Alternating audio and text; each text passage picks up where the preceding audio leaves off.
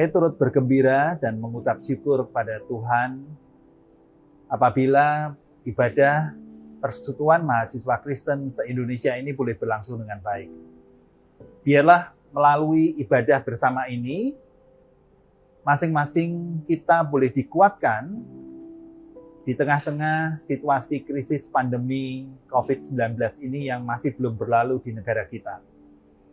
Di dalam Tuhan selalu ada pengharapan, di dalam Tuhan ada kekuatan untuk melewati pencobaan-pencobaan yang kita hadapi saat ini. Teruslah berpengharapan di dalam Tuhan dan teruslah melayani para mahasiswa Kristen se-Indonesia. Biarlah nama Tuhan dipermuliakan melalui apa yang Anda kerjakan. Terima kasih. Dalam Kristus kita bersekutu dan bersaudara. Amin. Shalom JPMKI. Sekali lagi Shalom JPMKI. Kita sama-sama bersyukur karena pada siang hari ini kita dapat berkumpul dan beribadah bersama. Nah, kami ingin lebih mengenal kamu. Kamu bisa tulis nama dan asal kampus kamu di kolom live chat yang tersedia. Sebelum kita mulai ibadah, marilah kita bersatu dalam doa. Tuhan, terima kasih Yesus. Pada siang hari ini kami akan memulai ibadah JPMKI. Berkati supaya ibadah ini dapat berjalan dengan baik. Hanya di dalam nama-Mu kami berdoa syukur. Haleluya. Amin.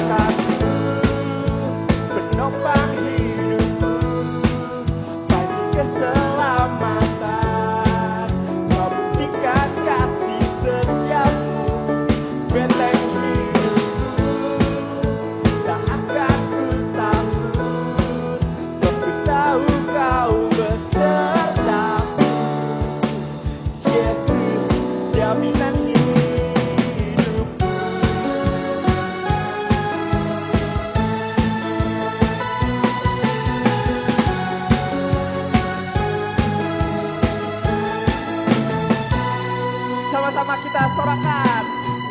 Berjalan bersama, tak akan ku gentar, tanganmu menopangku, jalani kehidupan.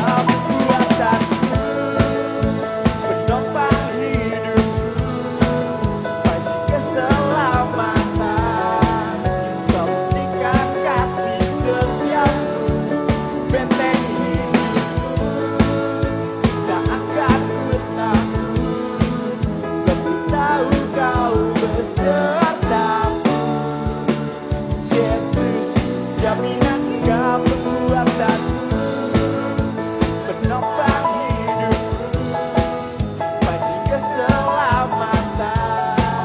Kau buktikan kasih setiamu, benteng hidupku, tak akan ku takut, sebab tahu kau besertaku. Yesus, jaminan hidupku.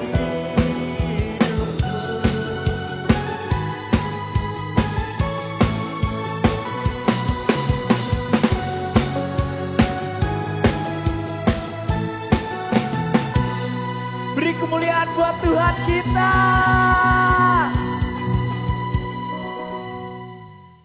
Kami mengucapkan terima kasih kepada teman-teman yang sudah tergabung dalam pelayanan JPMKI. Nah, buat teman-teman yang lain yang ingin tergabung dalam ibadah JPMKI bisa menghubungi kontak person di bawah ini. Mari kita sama-samakan muliakan nama Tuhan, teman-teman.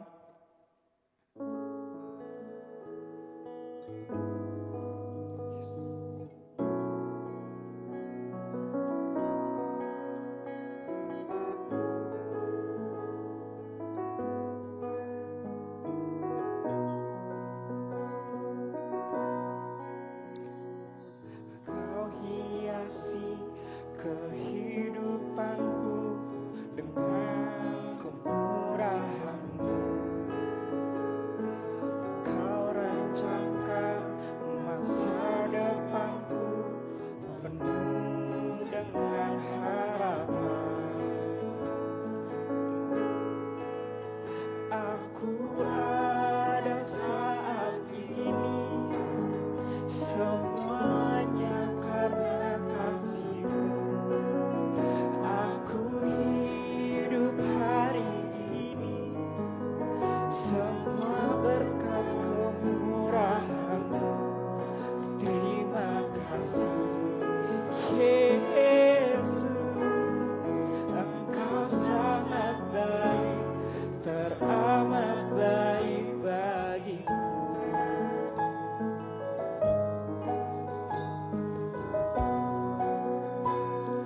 Sama-sama nyanyikan. Kau hiasi kehidupanku dengan kemurahan-Mu. Masa depanku penuh dengan harapan. Aku ada saat ini, semuanya karena kasih-Mu. Aku hidup hari ini, semua berkat kemurahan-Mu. Terima kasih Yesus, Engkau sangat baik, teramat baik. Aku ada saat ini, semuanya karena kasih-Mu. Aku hidup hari ini, semua berkat kemurahan-Mu.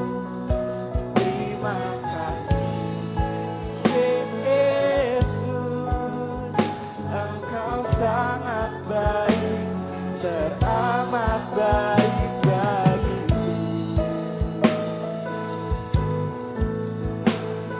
Yes.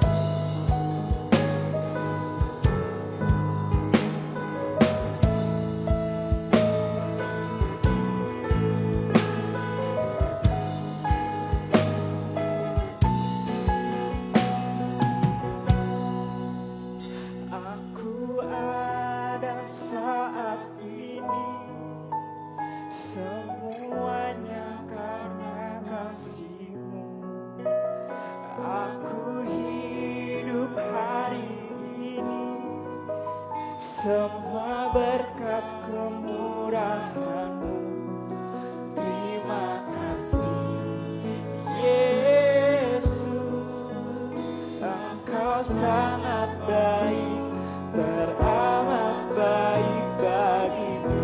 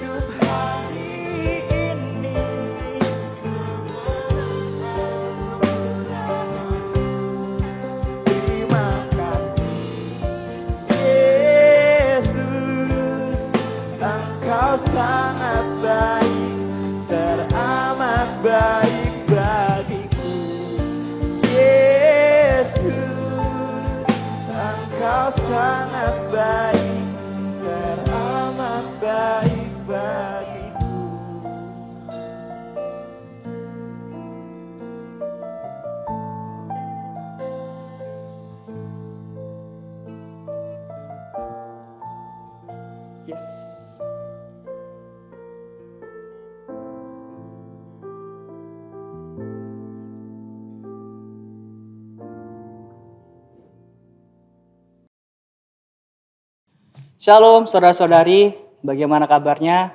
Saya yakin dan percaya saudara-saudari selalu dalam penyertaan dan lindungan Tuhan Yesus Kristus. Perkenalkan, saya Bayu Rikno Pamungkas, saya merupakan salah satu alumni dari STTRI Bandung, dan saat ini saya sedang melayani di salah satu gereja di kota Bandung, yaitu Gereja Rehoboth Berea. Senang rasanya dapat menyapa saudara-saudari semua. Halo, salam kenal bagi kita semua. Dan terima kasih juga kepada pengurus ibadah JPMKI yang telah memberikan tanggung jawab dan kesempatan saya untuk menyampaikan kebenaran firman Tuhan pada siang hari ini. Meskipun ibadah kita masih secara online, tapi saya yakin dan percaya hadirat Tuhan selalu hadir dalam kehidupan kita. Sebelum kita mendengarkan firman Tuhan, mari kita berdoa terlebih dahulu. Mari kita berdoa. Tuhan, kami mengucap syukur untuk siang hari ini di mana kami, setiap anak-anak-Mu, setiap pelayan-Mu ya Tuhan, setiap jemaat-Mu dapat berkumpul kembali ya Tuhan dalam ibadah ini.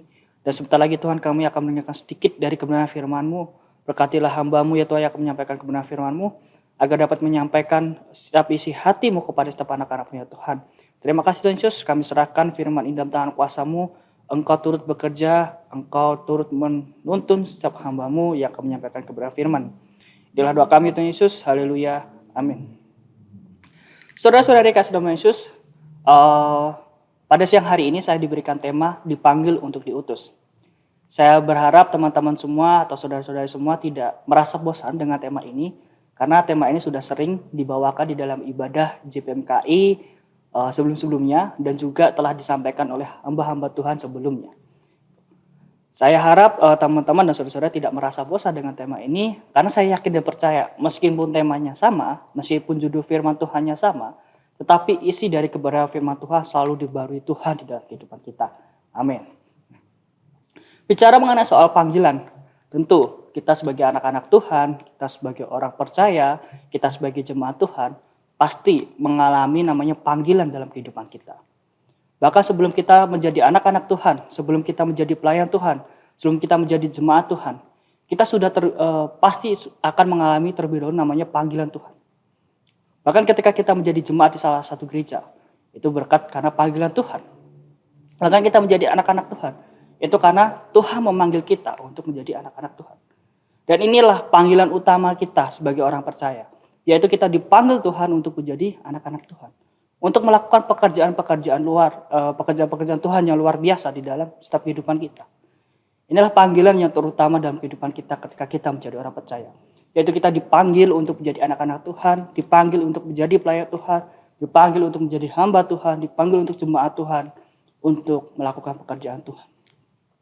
Di dalam Alkitab, perjanjian lama maupun perjanjian baru, kita dapat melihat gambaran tentang bagaimana Allah memanggil seseorang untuk dirinya sendiri dan untuk pekerjaan Allah.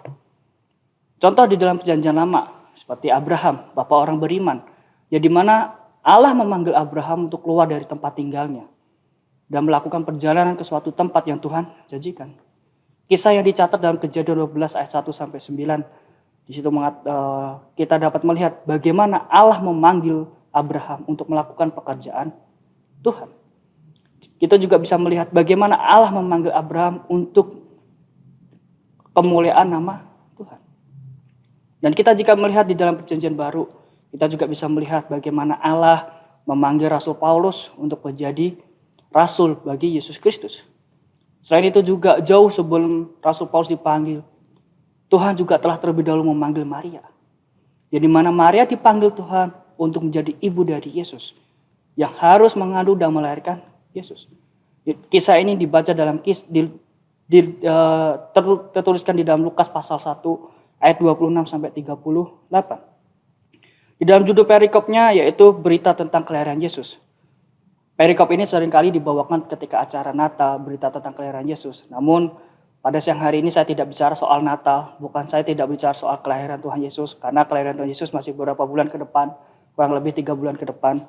Namun pada siang hari ini saya rindu untuk kita sama-sama belajar bagaimana Maria meresponi panggilan Tuhan. Bagaimana Maria dipakai Tuhan, dipanggil Tuhan untuk melakukan pekerjaan-pekerjaan Tuhan. Jadi mana pada ayat 26 dikatakan bahwa dalam bulan ke-6 Allah menyuruh malaikat Gabriel pergi ke sebuah kota ke Galilea bernama Nazaret, kepada seorang perawan yang bertunangan dengan seorang bernama Yusuf dari keluarga Daud. Nama perawan itu adalah Maria. Tuhan menyuruh malaikatnya, yaitu malaikat Gabriel, untuk menemui Maria. Untuk apa? Untuk memberitakan bahwa dia akan dipanggil Tuhan, akan dipakai Tuhan untuk melakukan pekerjaan Tuhan yang luar biasa dalam kehidupannya. Jika kita melihat panggilan Tuhan terhadap Maria, itu berbeda panggilan Tuhan terhadap Abraham. Panggilan Tuhan terhadap Maria berbeda panggilan Tuhan terhadap Musa. Panggilan Tuhan terhadap Maria berbeda dengan panggilan Tuhan terhadap murid-murid Yesus. Dan panggilan Tuhan terhadap Maria juga berbeda dengan panggilan Tuhan terhadap Rasul Paulus. Jadi mengapa saya mengatakan berbeda? Jika kita melihat kisah tentang Abraham, tentang Musa, tentang para nabi, tentang para rasul, ya di mana mereka dipanggil Tuhan, dipakai Tuhan untuk memberitakan kebenaran firman Tuhan, untuk menjadi saksi, untuk melakukan pekerjaan Tuhan. Tetapi Maria berbeda. Maria dipanggil Tuhan bukan hanya untuk menjadi saksi, bukan hanya untuk mengerjakan pekerjaan Tuhan. Tapi Maria dipanggil Tuhan dengan meminjam tubuhnya Maria. Jadi Maria harus mengandung dan melahirkan Yesus Kristus selama 9 bulan. Tentu hal ini tidak mudah bagi Maria. Jadi mana tadi dikatakan di ayat 27, Maria statusnya sedang bertunangan dengan Yusuf.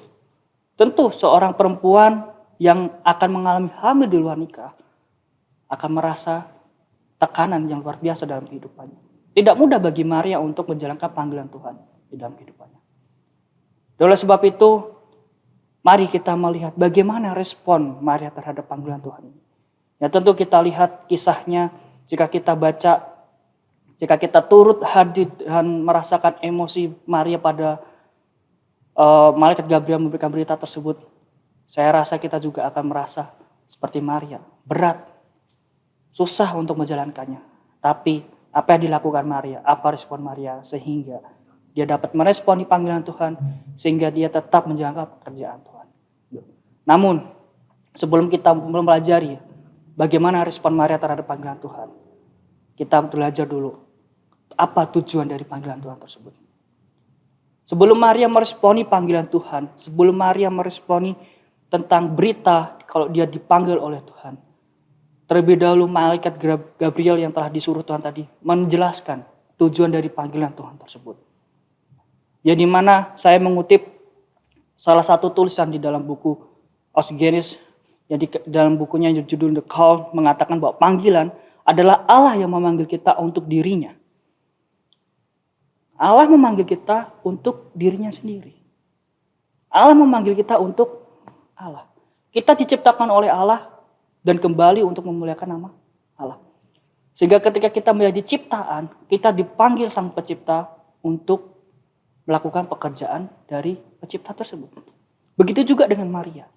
Maria dipanggil Allah untuk melakukan pekerjaan dari Allah. Dan pekerjaan apa? Pekerjaan ini telah dijelaskan oleh malaikat Gabriel bahwa Maria akan mengandung daripada Roh Kudus. Yang anak yang akan dia lahirkan yaitu anak Allah Maha Tinggi, yang akan menjadi raja bagi seluruh umat manusia, yang akan menjadi juru selamat bagi umat manusia. Inilah pekerjaan Tuhan yang ingin Tuhan berikan kepada Maria untuk dikerjakannya. Jadi tujuan pertama dari panggilan Tuhan adalah mengerjakan rencana Tuhan. Begitu juga dengan kehidupan kita. Ketika kita dipanggil Tuhan, Tuhan ingin kita melakukan pekerjaan Tuhan di dalam kehidupan kita. Mengerjakan rencana Tuhan dalam kehidupan kita. Tentu rencana Tuhan dalam setiap kehidupan kita berbeda-beda. Namun yang saya yakini bahwa rencana Tuhan itu adalah rencana damai sejahtera, bukan rencana kecelakaan. Tapi rencana yang membawa sukacita, rencana yang membawa kegembiraan, rencana yang membawa berkat bagi kehidupan kita.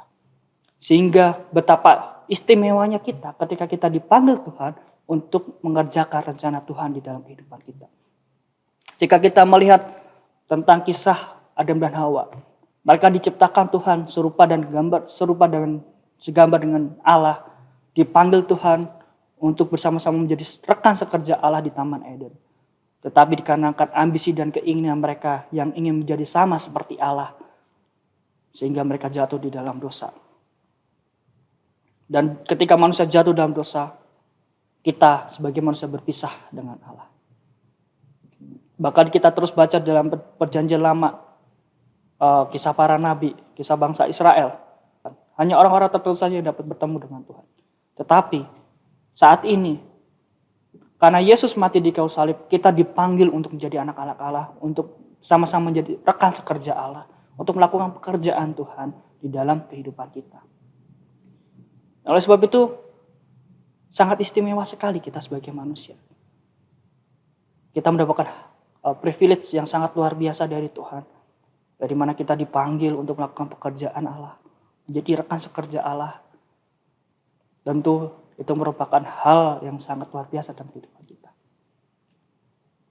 Salah satu contoh, mungkin yang saat ini sedang bekerja, jika menjadi seorang karyawan biasa, namun ketika dipanggil bosnya untuk melakukan pekerjaan bersama bosnya, pasti akan merasa senang. Karena dia bekerja bersama dengan seorang bos, seorang atasan paling tinggi di dalam suatu perusahaan tersebut. Tentu dia memiliki rasa kebanggaan, rasa kesenangan, sukacita. Begitu juga dengan kita, ketika kita dipanggil Tuhan untuk mengerjakan pekerjaan Tuhan, mengerjakan rencana Tuhan, kita harus merasa sukacita dalam kehidupan kita. Begitu juga dengan Maria. Tentu Maria ketika dia dipanggil Tuhan, dijelaskan oleh malaikat Gabriel bahwa dia akan mengandung seorang anak laki-laki dan akan melahirkan seorang anak laki, yaitu anak Allah yang Maha Tinggi. Tentu dia akan merasa sukacita dalam kehidupannya, sehingga dia mampu meresponi panggilan Tuhan tersebut, karena dia memahami tujuan dari panggilan Tuhan tersebut. Itu yang pertama, tujuan dari panggilan Tuhan, yaitu Tuhan memanggil kita untuk mengerjakan rencana Tuhan. Hal ini dapat kita baca di dalam ayat yang ke-30. Dikatakan bahwa kata malaikat itu, jangan takut hai Maria, sebab engkau beroleh kasih karunia di hadapan Allah. Seperti yang saya katakan tadi, bahwa kita dipanggil Tuhan untuk menjadi rekan kerja Allah. Itu merupakan hak istimewa bagi kita, privilege bagi kita. Karena kita memiliki kasih karunia di depan Allah. Begitu juga Maria. Maria karena memiliki kasih karunia, mendapat kasih karunia di depan Allah, sehingga dia mampu, sehingga dia dipanggil Tuhan untuk menjadi rekan sekerja Allah. Begitu juga dengan kita. Kita memiliki kasih karunia di depan Tuhan, di hadapan Tuhan, sehingga kita dipanggil Tuhan untuk menjadi rekan sekerja dengan Allah. Itu yang pertama, yaitu mengerjakan rencana Tuhan dalam kehidupan kita. Kemudian tujuan panggilan Tuhan yang kedua adalah melakukan mukjizat yang besar. Melakukan mukjizat yang besar. Tujuan Tuhan untuk memanggil kita di dalam setiap kehidupan kita. Tujuan Tuhan memanggil kita untuk menjadi anak-anak Tuhan, agar kita melakukan hal-hal besar, melakukan perkara-perkara besar dalam kehidupan kita. Seperti Maria. Maria dipanggil Tuhan untuk melakukan perkara yang besar di dalam kehidupannya. Yaitu apa? Harus mengandung dan melahirkan sang juru selamat.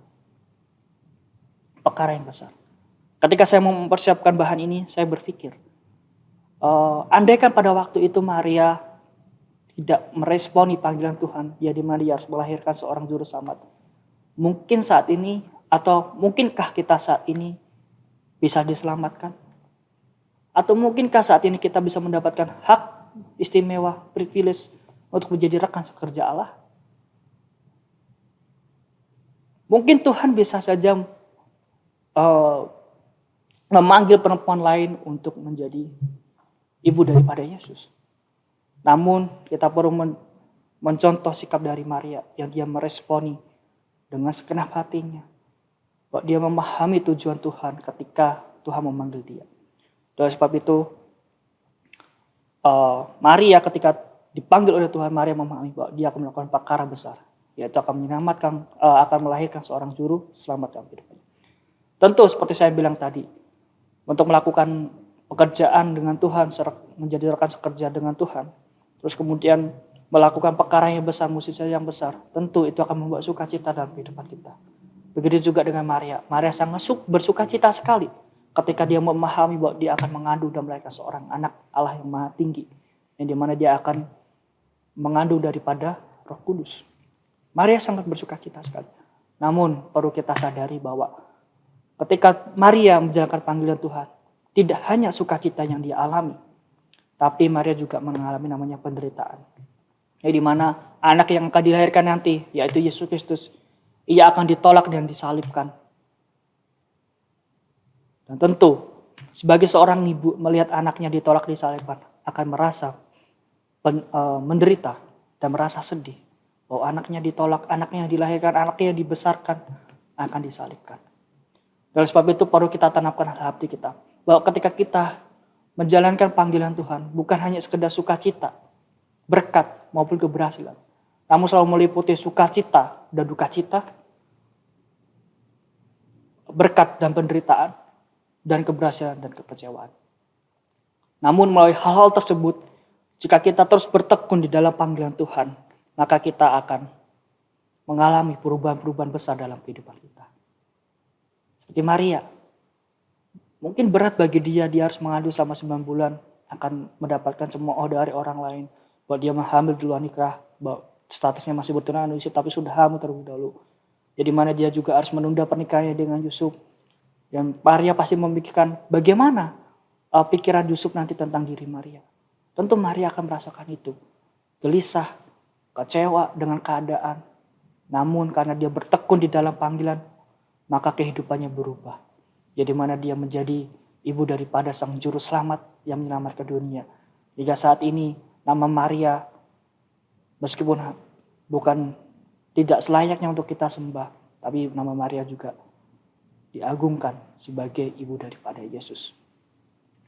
Oleh sebab itu, jika kita juga bertekun di dalam panggilan kita, maka kita juga akan mengalami perubahan-perubahan hidup dalam kehidupan kita. Sehingga ketika perubahan itu terjadi dalam kehidupan kita, kita boleh mengucap syukur kepada Tuhan karena kasih karunia-Nya, karena anugerah-Nya yang selalu baru dalam kehidupan kita. Itulah 2 tujuan tentang panggilan Tuhan. Mungkin banyak tujuan Tuhan ketika Tuhan memanggil kita.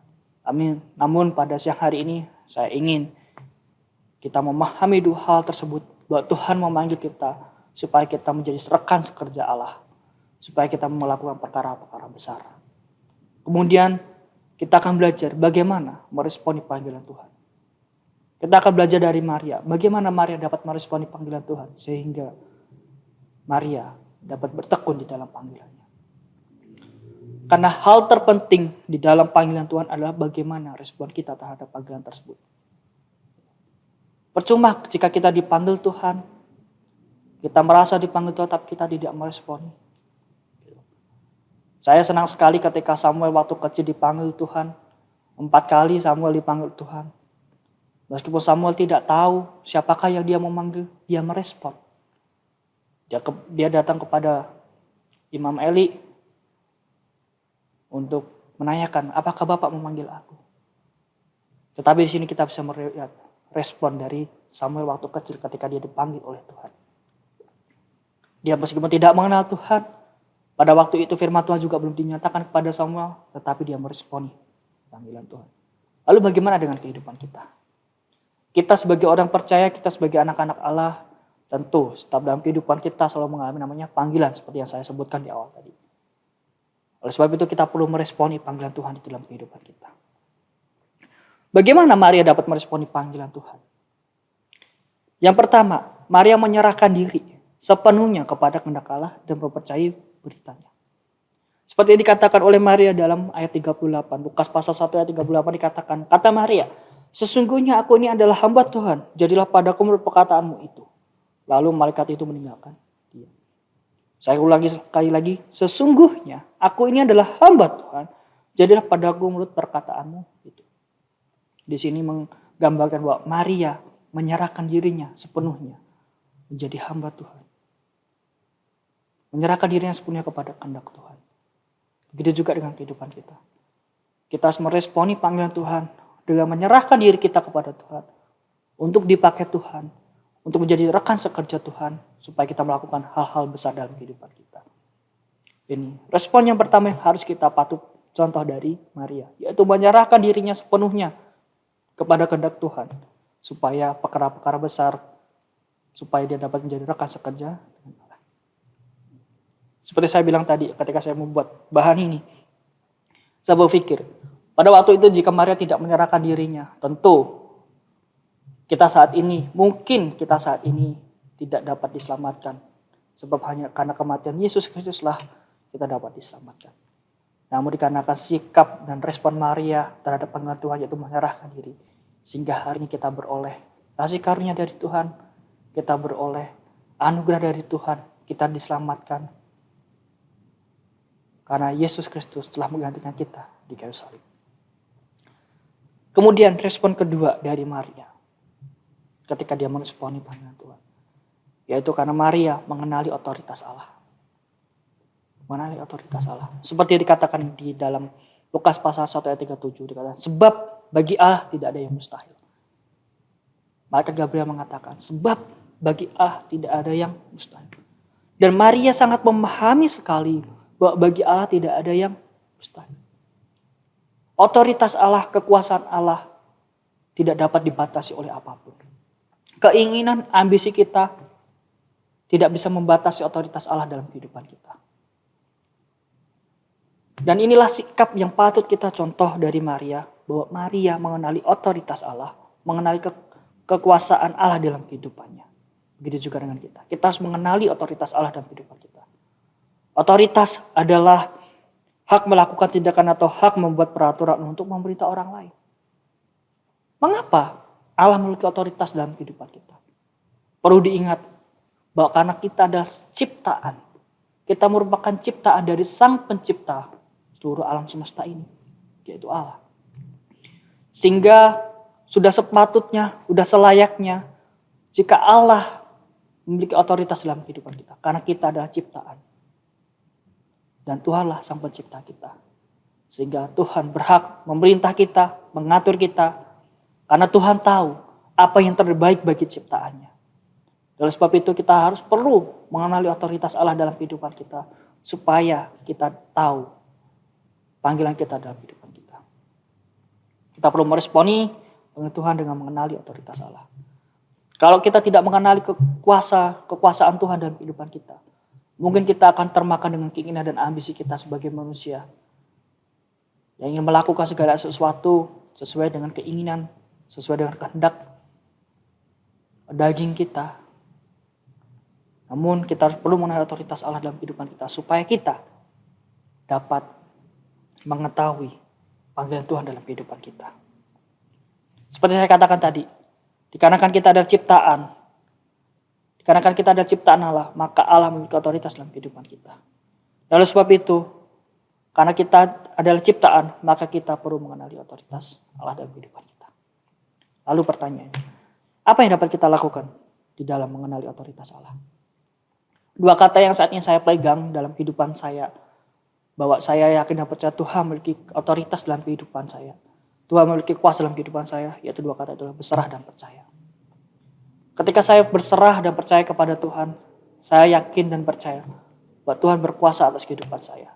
Apapun kondisi hidup saya, apapun keadaan kehidupan saya yakin dan percaya Tuhan selalu memberikan yang terbaik dalam kehidupan saya. Seperti katakan oleh Raja Daud di dalam Mazmur 37 ayat 5. Serahkanlah dan percaya kepada Tuhan, maka ia akan bertindak. Sebab itu, apapun kondisi kita saat ini, apapun keadaan kondisi hidup kita saat ini, berserahlah dan percayalah kepada Tuhan. Maka Tuhan akan bertindak. Dan saya yakin dan percaya Tuhan akan memberikan hal-hal yang terbaik dalam setiap kehidupan kita. Dan itulah yang dapat kita lakukan ketika kita mengenal otoritas Allah.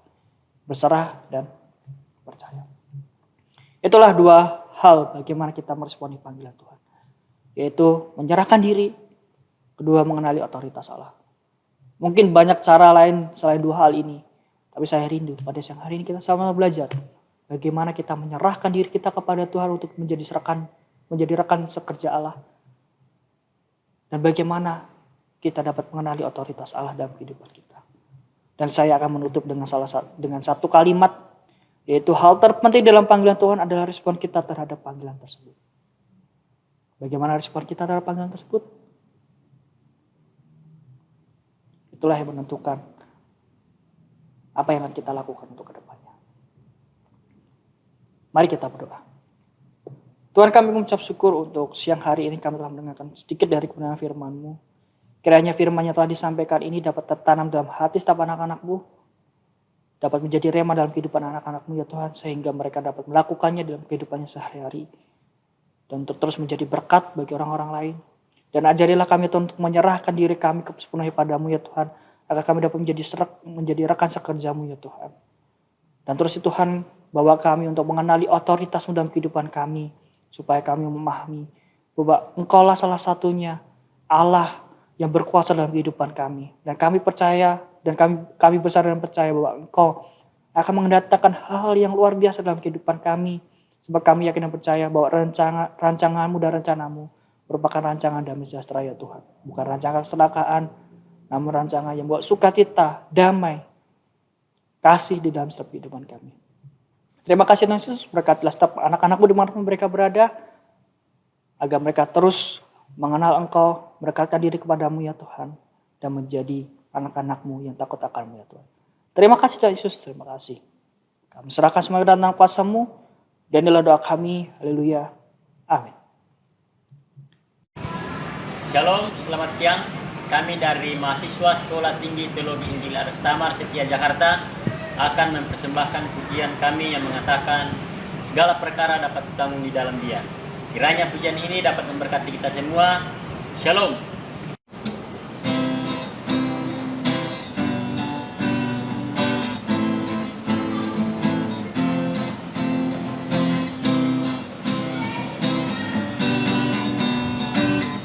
Segala perkara dapat kutanggung di dalam Dia yang memberiku kekuatan. Segala perkara dapat kutanggung di dalam Dia, Allah sumber kuatku.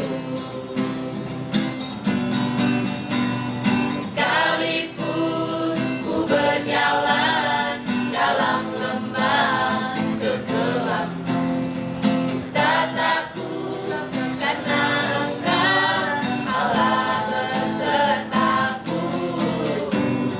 Sekalipun ku berjalan dalam lembah kegelapan, tak takut karena Engkau Allah besertaku.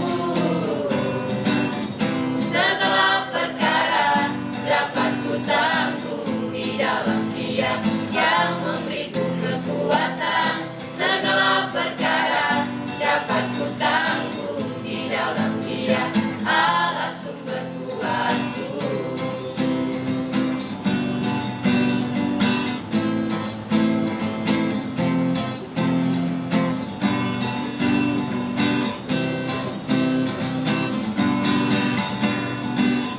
Segala perkara dapat kutanggung di dalam Dia yang memberiku kekuatan. Segala perkara dapat kutanggung di dalam Dia, Allah sumber kuatku.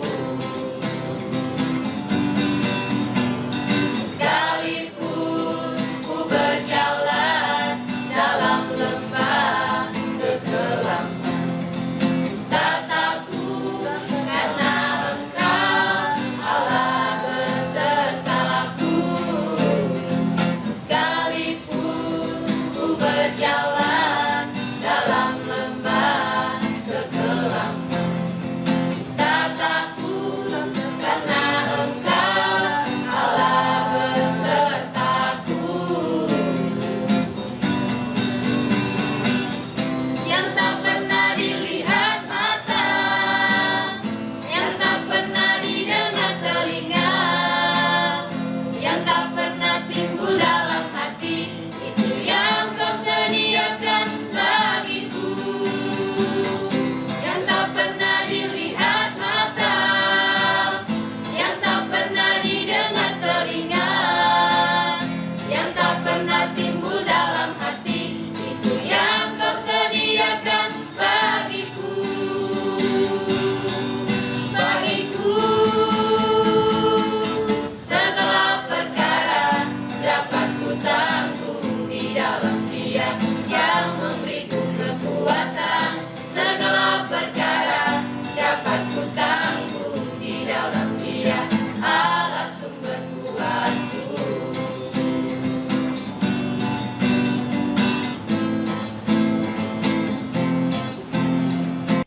Mari kita bersatu di dalam doa syafaat, kita berdoa. Allah Bapa Sang Sumber Kasih, Allah Bapa Sang Sumber Kehidupan. Kembali pada saat ini ya Bapa, kami bersujud ke hadirat-Mu, kami datang di dalam hadirat-Mu. Izinkan kami bersyafaat untuk segala hal yang ada di sekitar kami pada saat ini. Yang pertama, kami hendak membawa di dalam doa keadaan bangsa dan negara kami yang paling terkini. Saat ini bangsa dan negara kami, Tuhan tahu bahwa kami masih berjibaku, kami masih berperang melawan pandemi COVID-19. Kami mau memasrahkan ke dalam tangan Tuhan setiap keadaan dari para tenaga medis yang berjuang, yang merelakan waktu mereka, tenaga mereka untuk membantu kami, membantu mereka yang sedang sakit, mengobati, terlebih membantu dalam proses vaksinasi. Tuhan kiranya memberikan kesehatan fisik dan juga mental. Setiap apa yang dilakukan mereka ini kiranya menjadi berkat untuk saudara-saudara kami di negara ini. Kami juga berdoa untuk para pemimpin bangsa kami, para pemimpin yang sudah kami pilih dan kami percaya melalui proses pemilihan. Kiranya Tuhan memberikan hikmat, Tuhan memberikan kebijaksanaan, agar setiap keputusan yang mereka ambil, kebijakan yang keluar dari musyawarah yang mereka lakukan, ini semata-mata hanya untuk membawa bangsa kami menjadi bangsa yang lebih baik lagi. Kami pasrahkan juga setiap daerah dari bangsa Indonesia ini yang sedang dilanda bencana alam. Tuhan memberkati setiap para korban. Kami tahu ini bukan hal yang mudah untuk dilewati, tetapi kami mau mempercayakan saudara-saudara kami ini hanya ke dalam tangan Tuhan saja. Tuhan yang menghibur, Tuhan yang memberkati, memberikan mereka kekuatan agar mereka mampu melewati masa-masa sulit ini. Selanjutnya ya Tuhan, kami juga berdoa untuk aspek dalam hidup kami. Kami yang bekerja, pekerjaan apapun itu, dimanapun kami bekerja, kiranya Tuhan memimpin kami, memberikan kami dengan roh kebijaksanaan, roh hikmat, agar kami mampu bekerja dengan jujur, bekerja dengan tulus, dan melalui pekerjaan kami, kasih Tuhan ini semakin nyata. Kami juga berdoa untuk anak-anak Tuhan yang masih duduk di bangku pendidikan. Pendidikan apapun yang kami tempuh, ilmu apapun yang sedang kami dalami pada saat ini, kami yakin dan percaya ini adalah kesempatan yang indah yang Tuhan berikan kepada kami. Ajar kami dengan Roh-Mu yang kudus agar kami tidak bisa aneh-aneh. Kami boleh melakukan tugas dan tanggung jawab kami. Kesempatan untuk belajar ini kami gunakan sebaik mungkin agar kami boleh bermanfaat untuk keluarga kami, bangsa kami, gereja kami, dan untuk kemuliaan nama Tuhan. Tuhan berikan kekuatan kami, kekuatan fisik, kekuatan mental, karena Tuhan yang tahu betapa sulitnya tekanan-tekanan yang kami hadapi dalam masa belajar ini. Selanjutnya ya Tuhan, kami berdoa untuk setiap keluarga dari orang-orang yang ada dalam kegiatan pada saat ini. Berkati kesehatannya, cinta kasih Tuhan senantiasa mengalir. Konflik demi konflik yang terjadi, kiranya itu tidak membuat perpecahan, tetapi semakin mengeratkan kasih di antara kami. Selanjutnya, kami berdoa untuk teman-teman kami yang kami tidak bisa sebutkan satu persatu namanya, tetapi yang mereka sedang merindukan kasih Tuhan, mereka yang belum mengenal kasih Tuhan. Kiranya Tuhan sendiri yang mengetuk pintu hati mereka, Tuhan yang mendatangkan hadirat Tuhan di dalam hati teman-teman kami, agar dengan segera teman-teman kami ini boleh berkumpul dengan kami, bersukacita dengan kami, dan ikut bersama-sama dengan kami untuk mewartakan cinta kasih-Mu kepada dunia. Tuhan, inilah syafaat kami pasrahkan seluruhnya hanya di dalam tangan kuasa-Mu yang kudus. Dalam nama Kristus Yesus Tuhan kami yang hidup, kami sudah berdoa. Amin. Mari, saudara, mahasiswa sekalian, mari kita arahkan hati dan pikiran kita kepada Bapa di sorga, dan kita terima berkat Tuhan. Mari kita angkat kedua tangan kita. Bapa di sorga, Engkau lihat anak-anak muda ini yang menjadi jawaban untuk masa depan bangsa ini. Aku bersyukur untuk persekutuan doa jaringan persekutuan mahasiswa Kristen Indonesia. Dalam nama Yesus, terimalah berkat berkelimpahan dari Bapa di sorga, kasih yang tidak ada tandingannya dari Tuhan Yesus Kristus, dan persekutuan yang indah bersama Roh Kudus. Hari ini bahkan sampai selama-lamanya. Dalam nama Tuhan Yesus, kita yang diberkati Tuhan, kita serukan. Amin. Tuhan Yesus memberkati kita semua. Come, let's